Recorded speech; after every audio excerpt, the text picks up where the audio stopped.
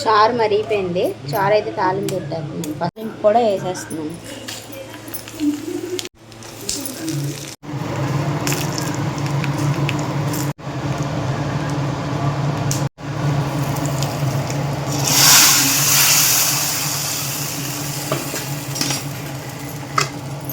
ఇవ్వండి, మా అక్క అయితే బూరెలకి బియ్యం పప్పు నానబెట్టింది. శనగపప్పు బూరెలు పూర్ణానికి ఇది నానబెట్టింది. సీతాఫలాలు చూడండి ఎన్ని తెచ్చారు మా ఆయన అయితే. చాలా మట్టుకు పంచాం. కలగూరలోకి కూరగాయలు అయితే తీసుకొచ్చారు. చిక్కుడుకాయలు, క్యాప్సికమ్ ఇంట్లోకి నార్మల్గా తెచ్చారు. వంకాయలు చూడండి ఎంత పెద్దది ఉందో. బాబాలే పచ్చడి చేసుకుంటే బాగుంటాయి. సపరేట్గా తెచ్చారు కలగూరలోకి సామాన్లన్నీ. ఇవి ఇలా కలగూరకు వండేసుకోవడమే.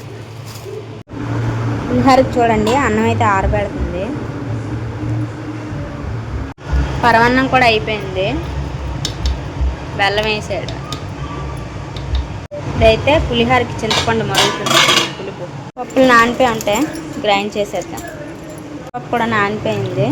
కుక్కర్లో పెట్టేసి ఒక 5-6 విజిల్ పెట్టేస్తే బూరెల పప్పు రెడీ అయిపోద్ది. పులిహోరలోకి పోపు రెడీ అయిపోయింది.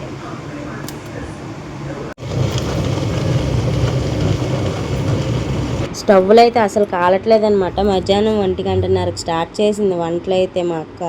మేము భోజనాలు చేసిన వెంటనే స్టార్ట్ చేసింది అనమాట. ఎందుకంటే మా షాప్లోని కుర్రాళ్ళు వస్తారు. కుర్రాళ్ళు ఎప్పుడు ఎక్కడే తింటారనమాట. దీపావళికి ప్రతి సంవత్సరం మా ఇంట్లోనే భోజనాలు చేస్తారు. ఒక 20 మందికి అయితే భోజనాలు పెట్టుకుంటాం. అంటే మాతో కలిపి మొత్తం 20 మంది అనమాట. ఆ 20 మందికి కూడా భోజనాలు ఈ స్టవ్ మీద అస్సలు అవ్వలేదు. చాలా దారుణంగా టైం ఎక్కువ తినేసింది. ఇంకా అక్క వంటలు చేస్తున్నారు కదా, కిందకైతే వెళ్ళి నేను మొత్తం మెట్లన్నీ కడిగేసి ముగ్గులు అవి పెట్టేసి పసుపు కుంకుమ అవి పెట్టేసాను అనమాట. పసుపు రాసి, ఎందుకంటే దీపావళి సాయంత్రం పండగ కదా, ఉదయం నుంచి చేసుకుంటే మళ్ళీ సాయంత్రం నీట్గా ఉండదని చెప్పేసి ఇంకా నేను కొద్ది లేట్గానే స్టార్ట్ చేశాను మెట్లు అవి కడగడం. ఇంకా దీపావళి సామాన్లు అయితే తీసుకొచ్చేసారు చూడండి. ఇంక వీటి నుంచి మా పిల్లల్ని అలా కాపలా కాసుకొని ఉండాలన్నమాట. ఎందుకంటే ఎప్పుడు ఏటి తీసుకెళ్ళి వెలిగించేస్తారో తెలియదు కదా పిల్లలు. ఆ బాంబులు కాల్చాలని ఎక్సైట్మెంట్తోని. టైం అయితే 4 అయిపోయింది. ఇంకా మనకి ఎనర్జీ డ్రింక్ టీ అయితే పెట్టుకొని తాగేసాం అనమాట మా అక్క నేను. కొద్దిగా టీ అది పెట్టుకుంటే కొద్దిగా హుషారుగా పనిచేస్తాం కదా. ఓ పక్క గిన్నెలు అనమాట. గిన్నెలు ఎన్ని తోమితే అన్ని పోగొడిపోయేవి. ఇంకా పక్క గిన్నెలన్నీ క్లియర్ చేసాను శుభ్రంగా. మా అక్క అయితే వంట చేసుకుంటున్నారు.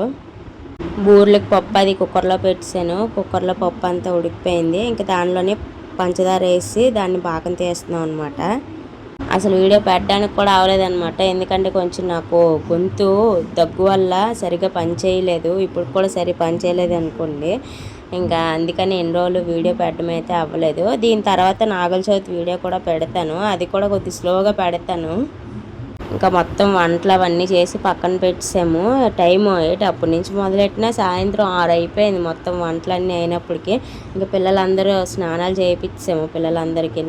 ఇంకా వాళ్ళు రెడీ అయిపోయి షాప్కి వెళ్ళారనమాట. షాప్ దగ్గర బాంబులు కాల్చడానికి దీపం పెట్టేసి ఇంకా గబగబా అక్క నేను ఫ్రెష్ అయిపోయి వచ్చి ఇంకా దేవుడి దగ్గర కూర్చునిపోయాను అనమాట. దేవుడి దగ్గర కావాల్సినవన్నీ నీట్గా ప్రిపేర్ చేసాము. అక్క అయితే బయట దీపాలు పెట్టడానికి దీపాలు సర్దుతున్నారు. చూస్తుండగానే టైం 7 అయిపోయింది. ఇంక ఈ దివ్యలు ఉంటాయి కదా, ఈ దివ్యలు మా పిల్లలు షాప్లో కుర్రోళ్ళు అందరూ కాలుస్తున్నారు. మేమైతే దేవుడి దగ్గర పూజ చేసుకుంటున్నాము. ఇంకా నేను దేవుడి దగ్గర అన్నీ సర్దేసి అదే ప్రసాదాలు ఉంటాయి కదా, ప్రసాదాలు అవన్నీ సర్దేసి అక్కని పిల్లగానే అక్క నేను కలిపి దీపం పెట్టాము. ఇంకెందుకే ప్రసాదాలు ఏటేటి ఉన్నాయంటే అందరిలోనే కామనే కదా. పరమాన్నం, పులిహోర, బూర్లు, గోధుమ మైదా పిండట్లు, చప్పడపప్పు, ఇంకా ఒక్కొక్కరు అయితే రాగి పిండితో అట్లా వేస్తారు కదా. ఇంకా అవైతే మాకు లేవన్నమాట. ఇంకా వేయలేదు. ఇంకా బయట దీపాలు అవన్నీ సర్దేశాం. గాలి అయితే దారుణంగా వేసింది అనమాట. దీపాలు అడ్డానికి కూడా చిరాకు వేసింది, అంత గాలి వేసింది. ఎడుతూ ఉంటే ఆరిపోతున్నాయి. ఇంకెందుకని చెప్పేసి మనకి సెన్సార్ లైట్లు వచ్చాయి కదా వాటర్వి, ఇంకా వాటిని అయితే బయట పెట్టేసాము.